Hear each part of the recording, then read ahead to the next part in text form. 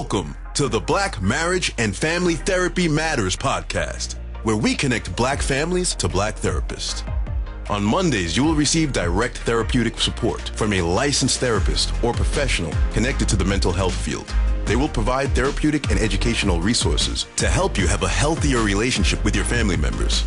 On Wednesdays, you will receive direct tips and resources to help you get through the stuck places that prevent many people from having the relationships with their families and significant others that they desire. On Fridays, we want you to visit our blog, which can be found at www.blackmftmatters.com, which holds additional resources and action steps that you can begin implementing immediately to improve your relationships. This is necessary because we love that you are listening, but we want you to take action too. While you are there, please grab our A to Z Relationship Bootcamp and be provided with the skills you need to immediately communicate better within your relationships. Please note that while the therapists on podcasts are therapists, they do not serve as your therapist unless you have signed a confidential agreement with them confirming that relationship. Thank you in advance for listening, and we hope you are inspired. All right, it's time for the show. Here is your host, Dr. Connie Omari.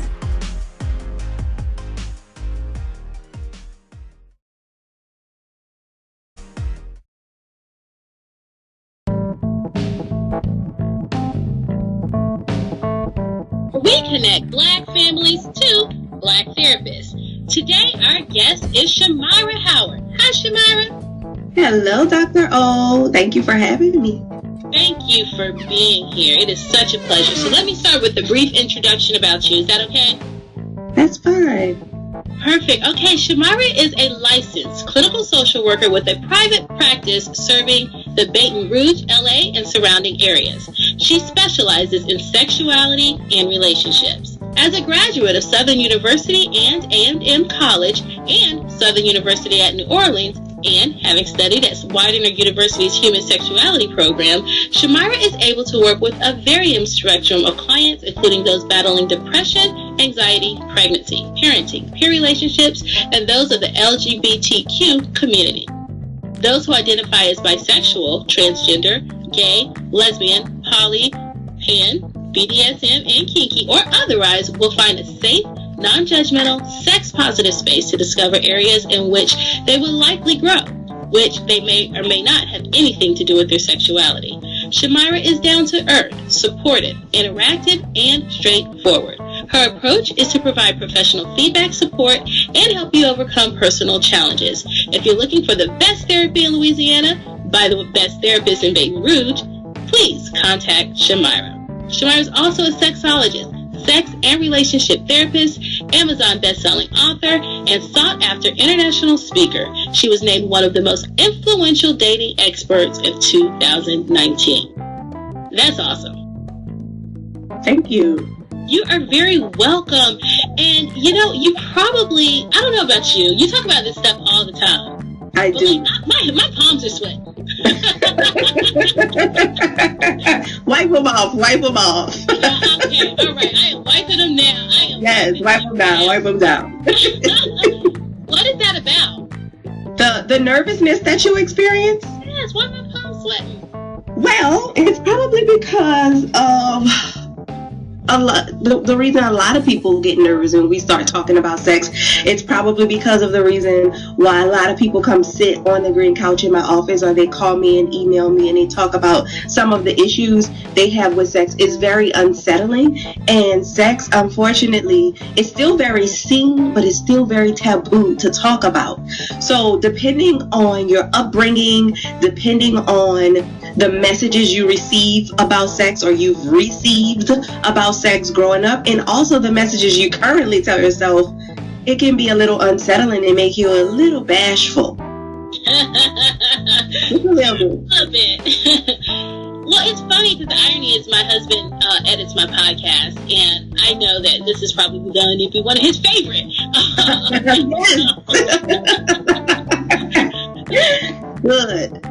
Good, yes. Now, in your work, do you work more with women as opposed to men? So that's a great question. I work with a lot of different people. Being as though this is a highly specialized area and being here in Baton Rouge, Louisiana, in a Bible Belt, I see a lot of different people. I will say that the majority of the people I do see are women, but I do see a surprisingly amount of men in my practice. Of course, they likely come in as a couple, but I do see a lot of men individually, and I am really, really proud of the fact that a lot of men trust me, especially Black men. They really come in and they trust me with the issues that they have going on. So I see about 20% men, 80% women. Wow, that is awesome. And I think that is still a high number. That is. Yeah. Yes. Well, so are men still having these feelings about sex, or is it just us women?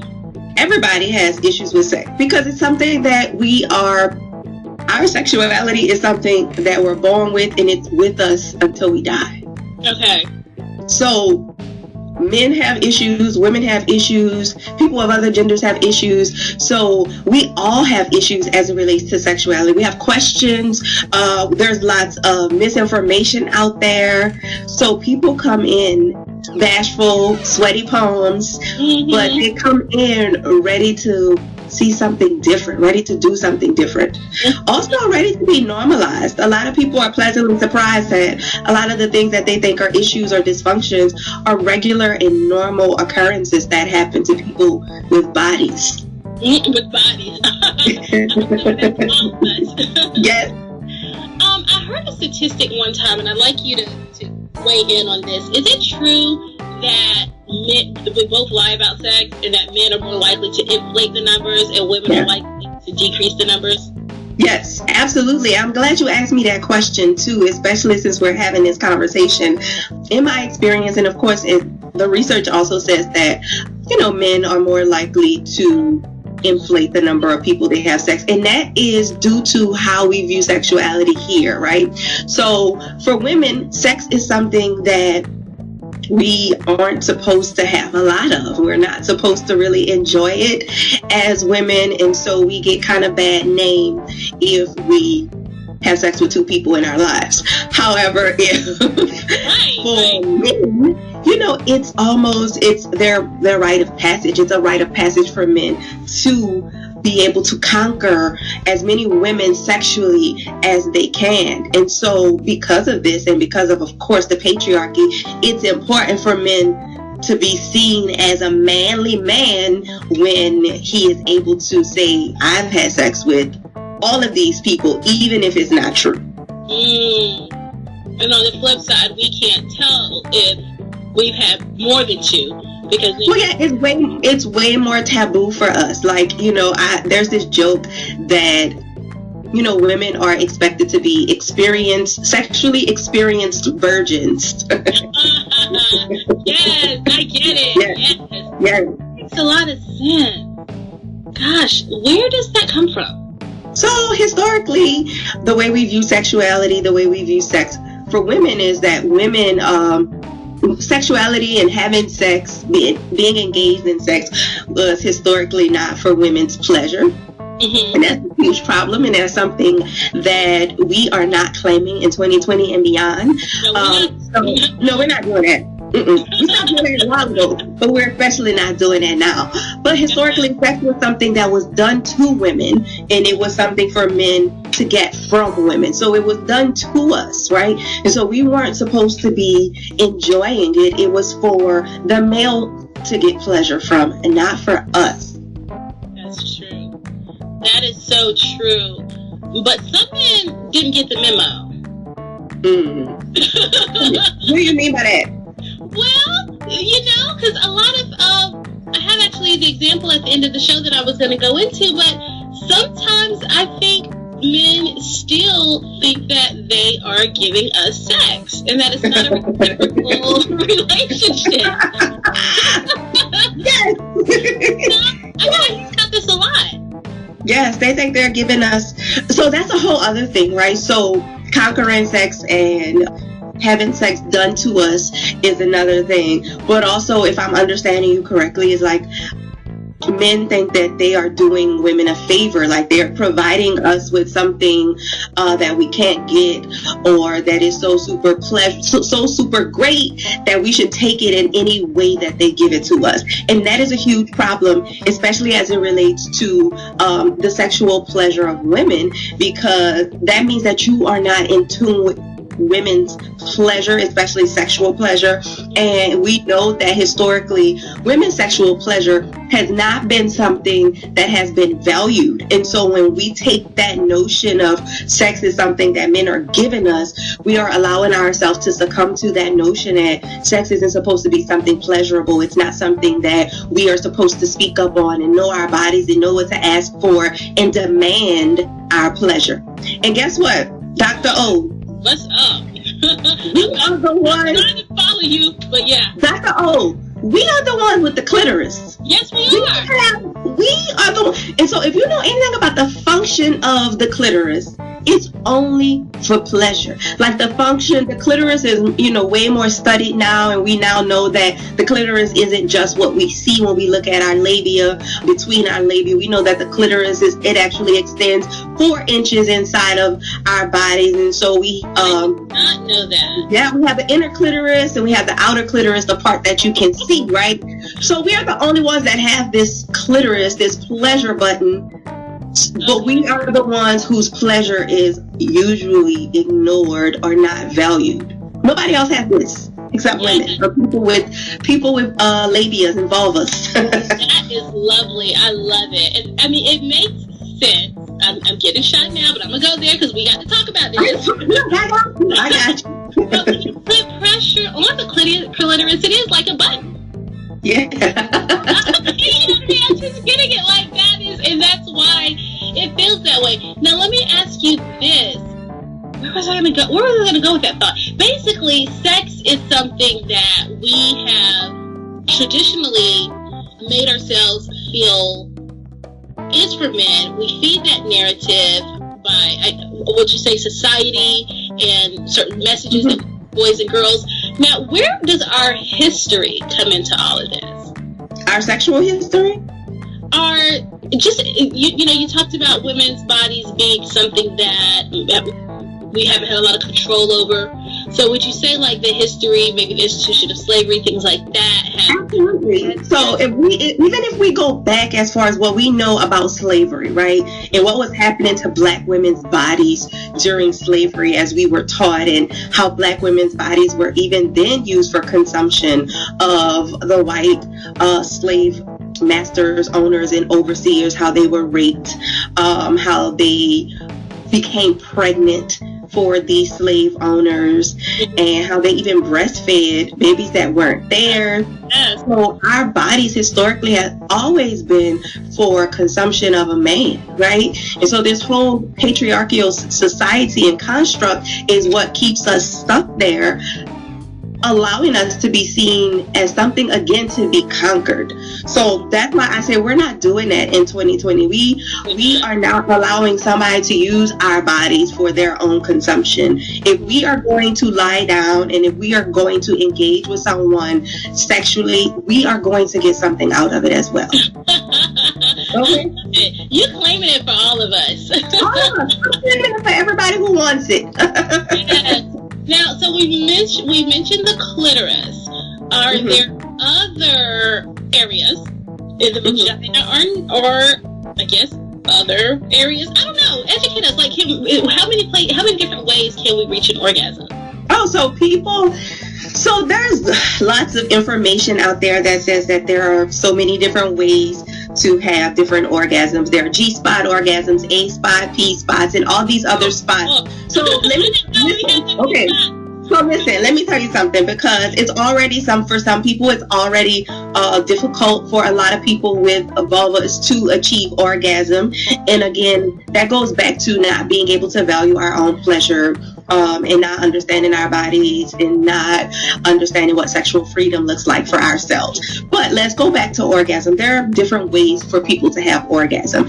I'm going to say this. A lot of us get our sexual education from listening to other people and unfortunately porn. And when I say unfortunately, I am not a person who is against porn. I'm actually pro porn when it's used for erotic purposes, not educational purposes. So porn is okay when it's used for people who want to use it for erotic purposes, but when people start using it for educational purposes, that's when we kind of get caught up in, am I doing this right? I'm not doing this right. I don't know what to do. I've not orgasmed. And it doesn't look like how the girl did it in the video. Or even when we see sex portrayed in TV or on movies, it always looks like somebody, listen to this. This is what it sounds like.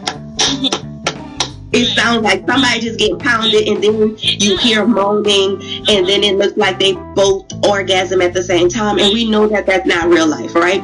So if we're talking about real life orgasms, sometimes that happens with most people. The research says that most people with vulvas need direct clitoral stimulation. So over 80% of people with a clitoris, they need direct clitoral stimulation in order to orgasm, which means you got to get your hands moving down there. You got to get in a position that puts pressure on the clitoris.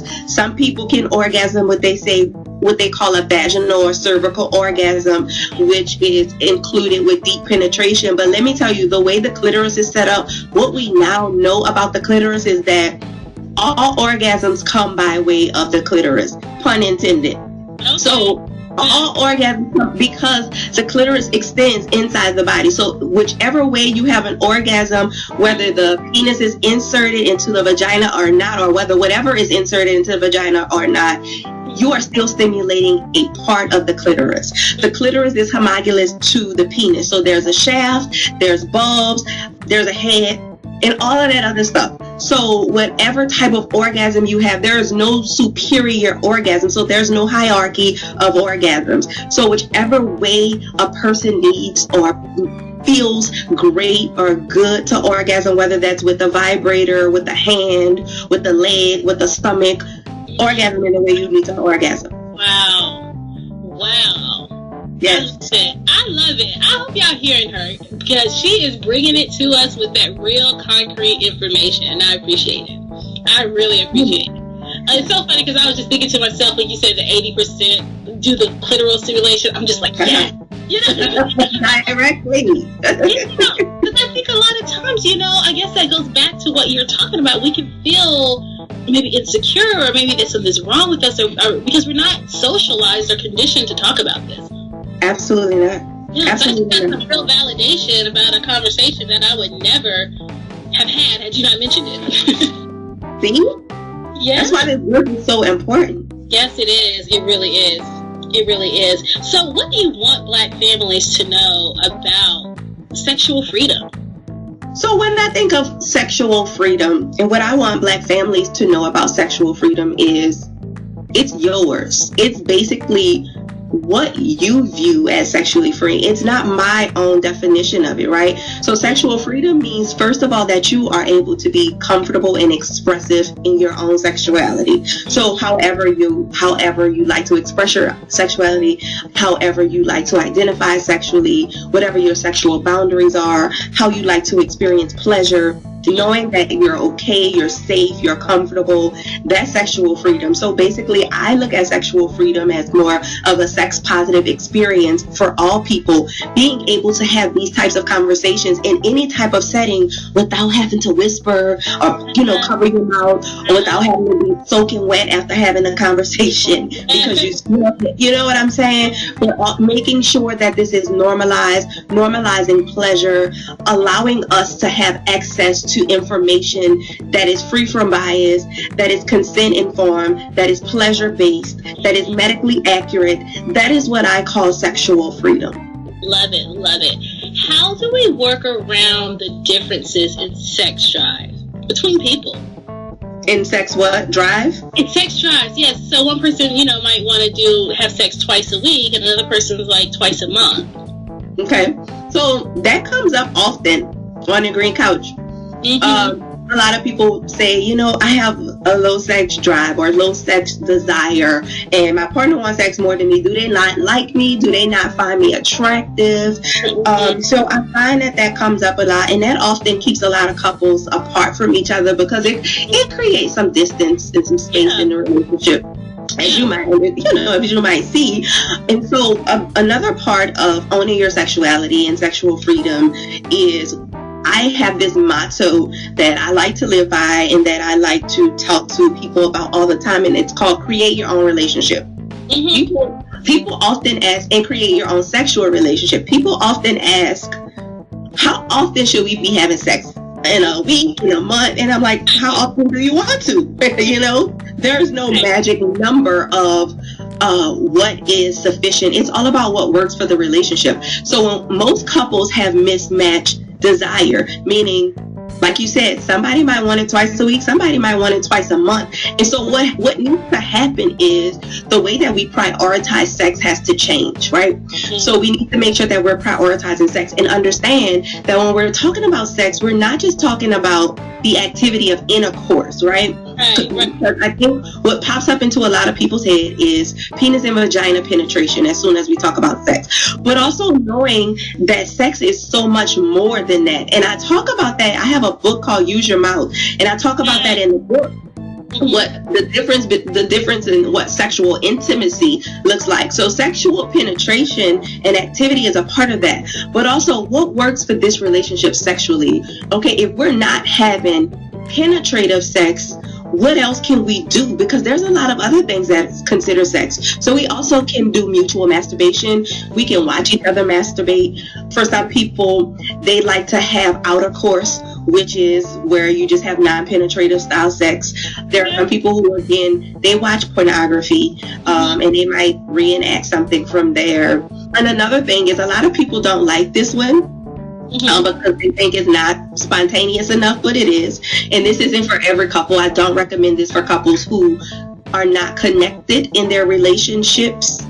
Otherwise, I recommend this for couples who are usually busy, but they're just having a hard time prioritizing the sexual part of the relationship. It's scheduling sex, right? And I don't mean scheduling, and I also talk about this in the book. I don't mean like saying, okay, tomorrow at 7:15 p.m. when I get home, I want to see you in a doggy style position for 15 minutes, and we're going to have sex. It's more like, hey, this weekend is our weekend, it's our sexy time. Or when you see me get out of the bathtub, that's me, I'm gonna be ready. So it's more about making it sexy, and it can be spontaneous, right? And so everything that's important to us, we schedule it. So as it relates to having mismatched desire, what works is for each person in the relationship to be able to prioritize sex in a way that works for them, but also be able to change what sex actually looks like in the relationship. If you're not having penetrative sex all the time, what else can you do to be sexually close to your partner?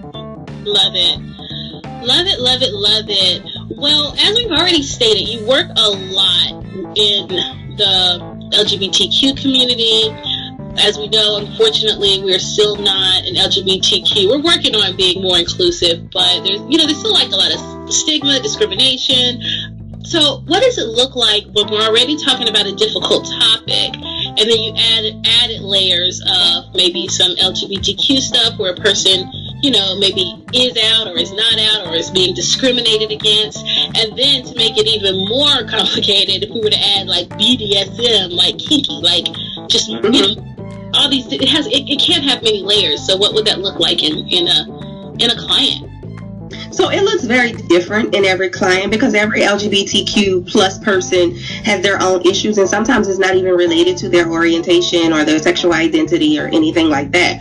Sometimes it's related to something else, but a lot of times it is, right? So how they show up at work, how they feel comfortable with presenting, understanding how a lot of people want to know, how do I have sex? How, can I do this as this type of person who identifies as such and who's sexually attracted to this and who wants to be sexually expressive in this way? How do I navigate that? So it takes some work with getting people here and being comfortable with themselves, but also a lot of harm. Like, we have to make sure that the work we're doing, we're not putting our clients in further harm, because it's dangerous for a lot of LGBTQ people to be able to express themselves in the way they want to.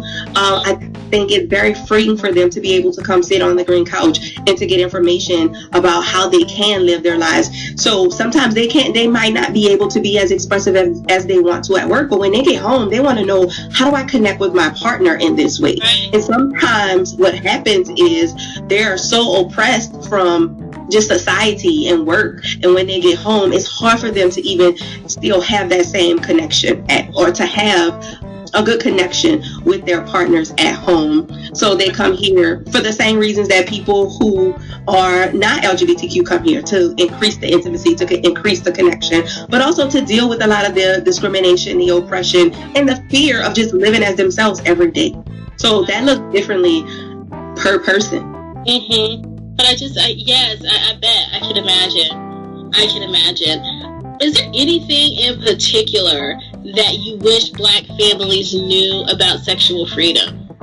That is a great question, especially because I do see a lot of Black people, and when I hear some of the things that we talk about, or some of the ways in which we talk about sex and how we view sex, it's sometimes very heartbreaking to hear it.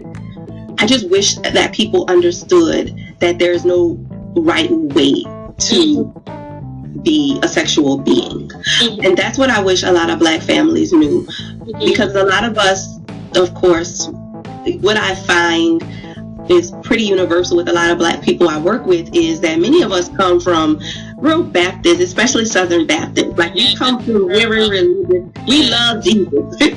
We love us some Jesus. We come from very religious background. And one thing that I want us to know is that you can still love Jesus and still be a sexual being at the same time. And still honor your sexual boundaries, which it's conflicting for a lot of people because you're still a sexual being, right? So God made you a sexual being. One of my favorite sexologists is Brittany Mitchell, and she does a lot of sex therapy with believers at the intimacy firm, and she has a talk that she calls "If God Created My Clitoris," and I often tell, and it's amazing, I recommend it for everyone. And I often tell a lot of people, like, you need to consult with her whenever you have some issues that are conflicting with your faith and your sexuality. And so for a lot of Black couples, I want them to know that you can still maintain your religious values, but also honor your sexual self at the same time. Oh, I love that. Well, speaking of honoring our sexual selves, can we talk about oral sex? Of course. Let's talk about it. Halfway there. Talking about being Southern Baptist, it's bad enough we're learning how to have sex. Now you want to add extra stuff, on top of it. How can people get more free and enjoy both maybe giving and receiving oral sex? Read Song of Solomon. That's biblical porn. I tell people that all the time. It is. I read that, yes. It is. So listen, if we're talking about oral sex, that is not, surprisingly, it's not as taboo as it once was. There used to be, maybe 20 years ago, there was, or maybe longer than that too, there was this like myth that Black women didn't give their men oral sex, that was like a white person's thing, like white women. You remember that? Like, that was like for white women. And so people were like, nah, Black women, they do it. They just not, they just not, doing it like that. And also because, hello, Black women, we couldn't be all out with it then. But so now we are in the age of information. We're in the age of social media. So we are in the age of way more expression and exposure than ever. And so it's not as taboo anymore. So people are now engaging in oral sex in the way that they want to, in lots of different ways. So it's not as taboo. I really don't have a lot of people having issues with it, except I do have people that I see, like I said, I see a lot of different people. And so there are some Catholic people who they can't get with it. So they are like, nah, I really can't do that. I just can't do that. That's just not okay. And so I always meet people where they are and work with people where they are. And so we figure out ways for them to still maintain and enjoy their sexuality, but figure out ways to go around that. So for some people, they're still conflicted about it. I always tell people, don't ever feel pressured to do anything that you don't want to do, because sex is something that we want to make sure that it's, of course, pleasurable and enjoyable. And for many people, it's very sacred and spiritual. And if you're doing something that you don't feel comfortable doing, or if you're feeling forced or pressured, you're not going to enjoy it. And so that's going to breed some negative reactions to it. And then possible trauma. And so, we don't want to go there. So, I mean, as it relates to oral sex, people are getting their oral sex on. Yes. What about their anal sex? That too. So that's a whole other thing. That's something that historically was considered gay sex, which isn't even a thing. There's no such thing as gay sex, but it was considered a thing that gay men had anal sex as a way for them to engage in sex. But now we know that many other people are enjoying anal sex as well, which is another erogenous zone for many people who like to engage in that way. There are safe ways to engage. I'm sorry to cut you. When you mentioned erogenous zone, can you have an orgasm anally?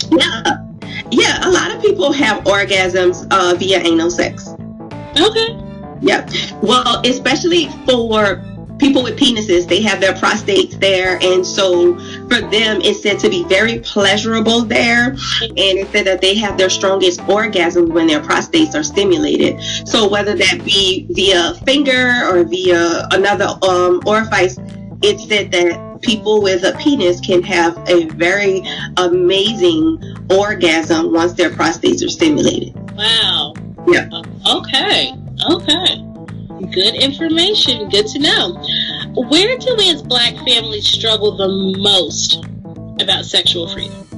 I think accepting what sexuality is. What I see is basically accepting sexuality.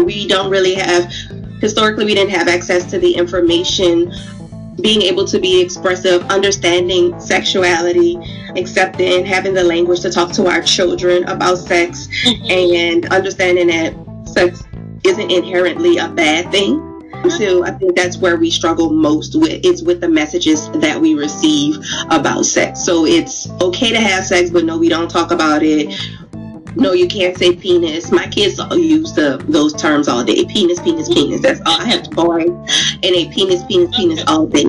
So, I think that's where we struggle most, is basically having the language and having the information, but also accepting the information. So we have the information. I find that now we're not accepting it because that's not what we were taught. For a lot of us, it's like, nah, I wasn't taught that.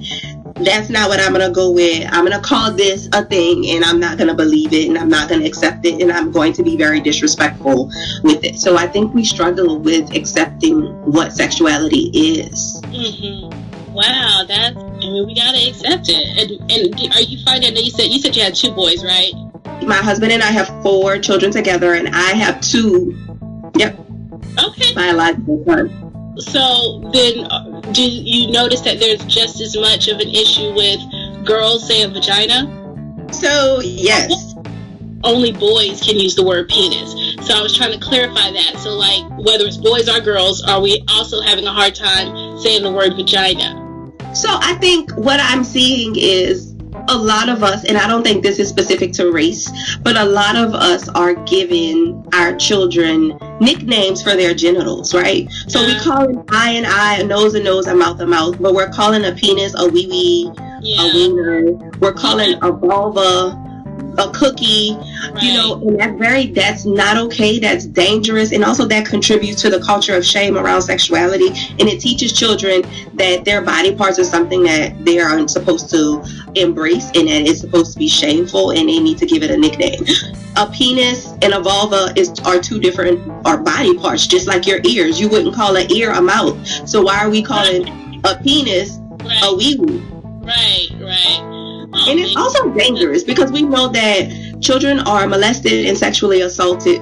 Yeah. And, when your kid comes home and says, they took my cookie or they touched my cookie at school. Right. And if you're calling a vulva a cookie, you might miss that your child's being sexually assaulted or molested. Right. That makes so much sense.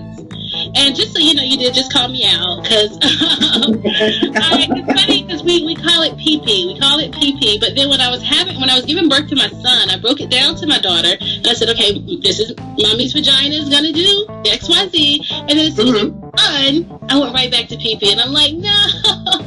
Yeah, no, we're not doing PP. Yeah, we're not doing PP. Okay.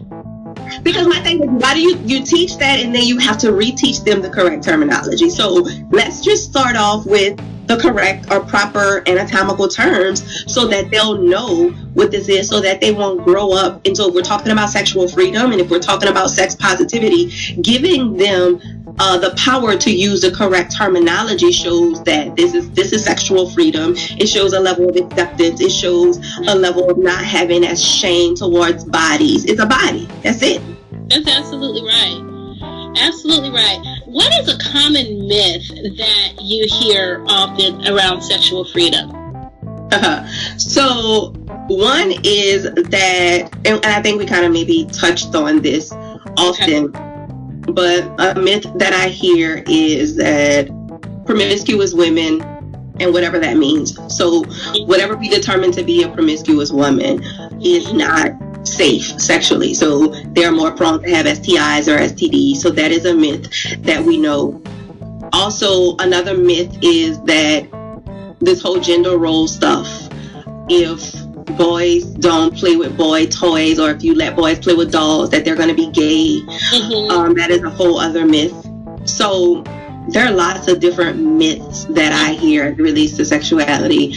Also, if I hear, one of the bigger ones that I really loathe is if you talk to your children about sex, that they're more prone to engage in sex. And so that's one of the ones that really grinds my gears, because the research even disproves that on so many levels, which is why I'm not understanding why we don't have comprehensive sexual education across the board, because we know everything else doesn't work.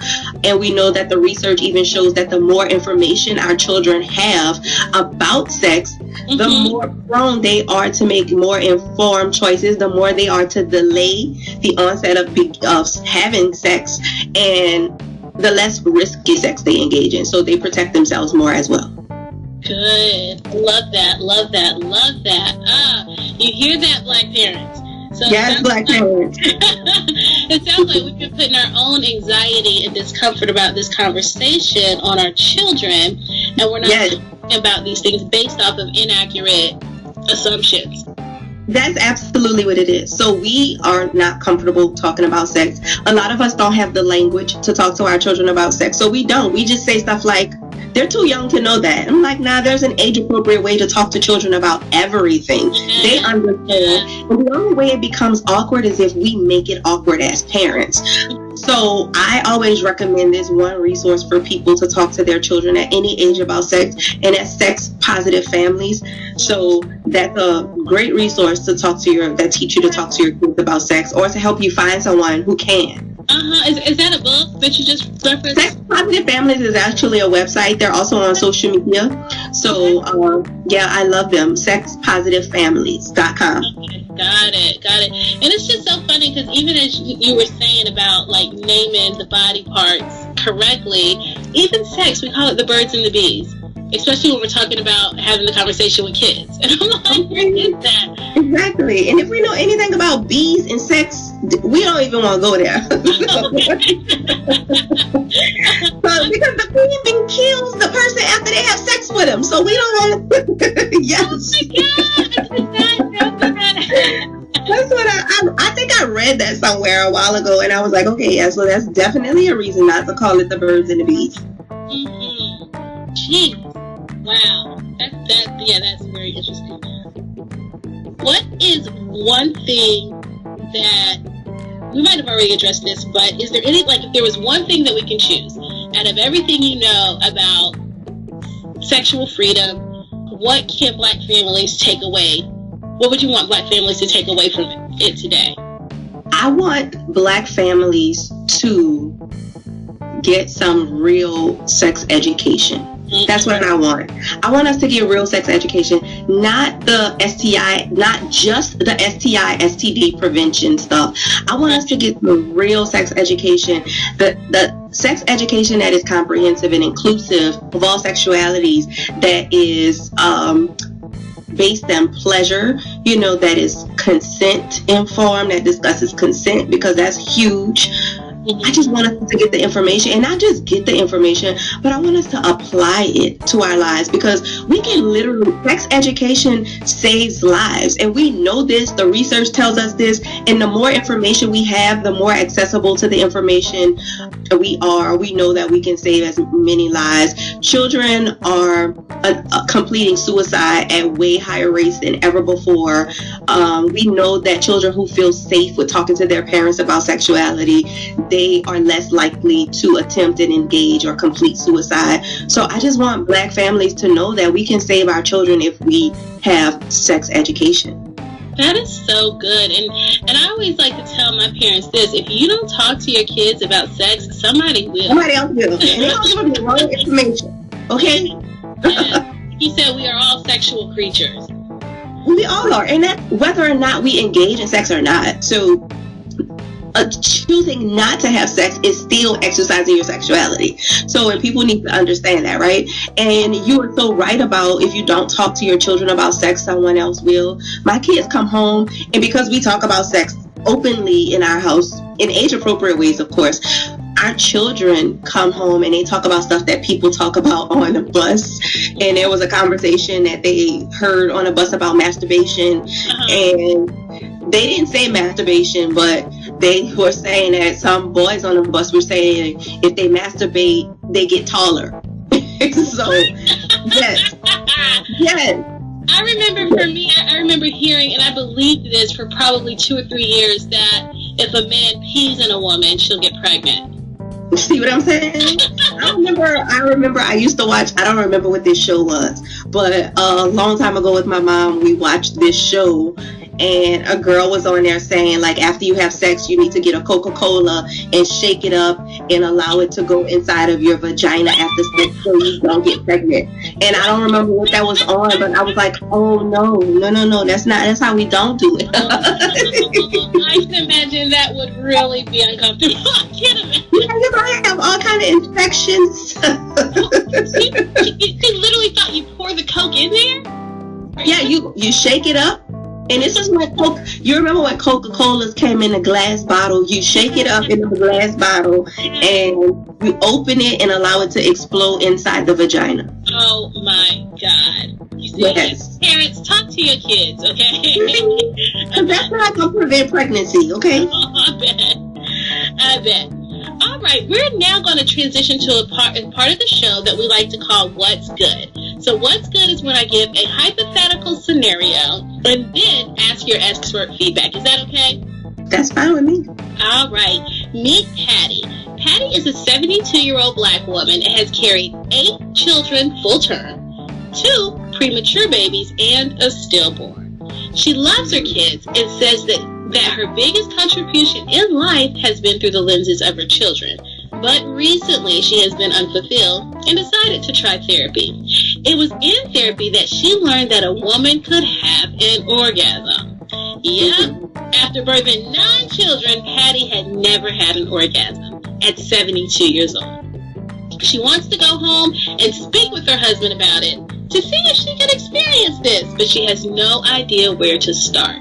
How would you advise her? Oh, wow. I love that. That sounds so familiar. It's also so sad, that to hear. I always get a little sad when I hear people who say that they've never had an orgasm. But at 72, I can imagine that's a thing, because my grandmother is 92, and I'm sure she's never had an orgasm.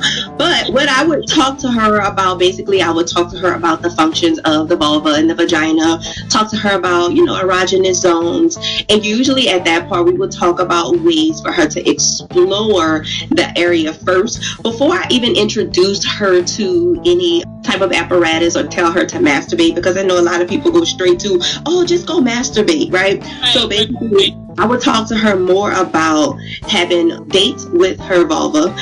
Emily Nagoski calls these V dates. So where you get a mirror and you look at your vulva in a mirror. It's one of my favorite exercises to do at seminars and workshops. I don't actually do this. It's one of my favorite exercises to tell people to do. So basically, I would instruct her for a little while to just get comfortable, because chances are if she's not had an orgasm before, she's probably not explored that area of herself before. So I would talk to her about maybe getting a little more acquainted with herself. And once she feels a little bit more comfortable, we can talk about manual stimulation of the clitoris and the vagina as well. And then I would introduce something small to her, like a small vibrator or something that vibrates or something like that. And then we would talk about that experience. Very good. I love that. Awesome. Okay. So I want to make sure that you tell us a little bit more before you go about your book, Use Your Mouth. When I hear the title, I think oral, but is that? I know, right?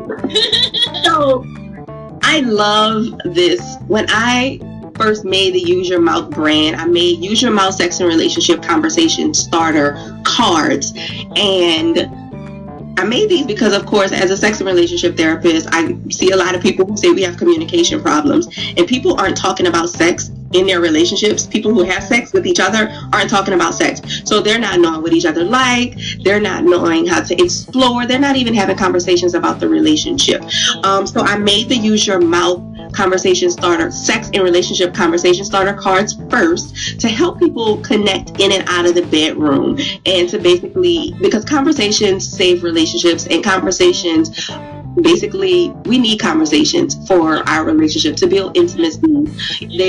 We need those. So having these conversations actually bring us together, and it increases intimacy, right? So after I made the cards, people wanted more. They were like, expansion pack, blah, blah. And then people were still talking about wanted more intimacy. So whenever they would come in, and whenever I asked people about what intimacy means for them, or what's intimacy, they go straight to sex. They're like, well, we have sex about 3 times a week. And so I realized that the reason why people didn't feel as connected is because they didn't really understand intimacy fully outside of the sexual realm. So I wrote a small pocket-sized book.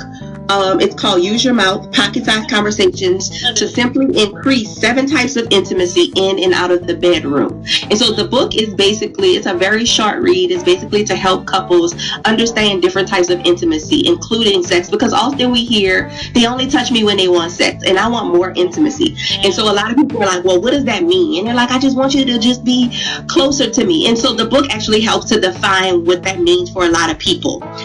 So it can be found on my website on thegreencouch.com, and it is an Amazon #1 bestseller. Whoop, whoop. Yay! Yes.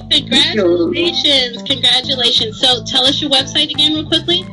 The website is on thegreencouch.com. Okay, and I was just looking on your website, so it looks like though you're located in Baton Rouge and surrounding areas, you can service the whole state. Is that correct? Through telehealth. That's correct. Yeah, that's correct. Yes, and you can follow her on Instagram. Yes. My Instagram handle is Sexologist Shamyra. I'm also Sexologist Shamyra on Facebook, and I'm on there on Twitter, but I'm not on Twitter. I just share everything from Instagram to Twitter, because I can't really understand Twitter. It's too fast for me. Right. Wow. So I'm mostly on Instagram though, and Facebook as Sexologist Shamyra. Love it. You have brought a wealth of knowledge for us today. You have talked about some very, I don't even want to say taboo because it shouldn't be, but I think we still internalize it that way. But you made it safe. You talked about it in a sex positive way, and I have learned so much. And I'm gonna grab your book, and I want to direct my audience to do that as well. Good. Thank you so much. You're so welcome. Thank you for this interview. I truly appreciate it, and I can't wait for us to follow up soon. Same here. Thank you for inviting me. I'm so glad that we've got to meet. Fantastic. You take care. You have a wonderful day. You too. Thank you so much. Bye, y'all. Bye.